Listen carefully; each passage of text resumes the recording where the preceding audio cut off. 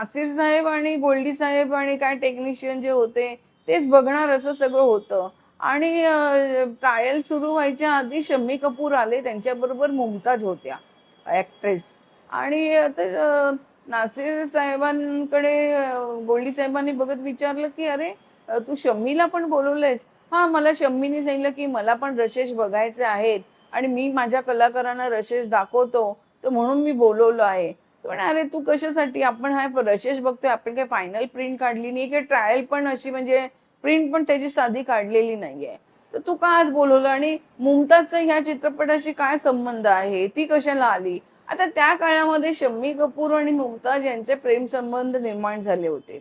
आणि नंतर आता मुमताज आता म्हणतात, की मला शम्मी कपूर माझ्याशी लग्न करू इच्छित होते. पण त्यांच्याकडनं पण ते सगळं होतं अलिदा. पण ते दोघं जण बसले तर गोल्डी साहेब नाराज झाले आणि शम्मी कपूरना जाऊन ते भेटले. जे शम्मी कपूर म्हणाले, "अरे माझ्या बाजूला बस ना गोल्डी."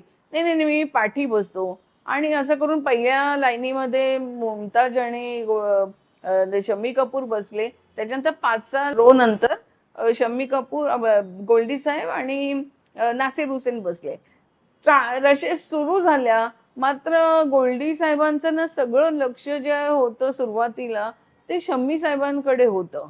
आणि शम्मी साहेब त्यावेळेला त्यांचे मुमताजशी ते बोलत होते, काही त्यांचे प्रेमाचे चाळे चालत होते.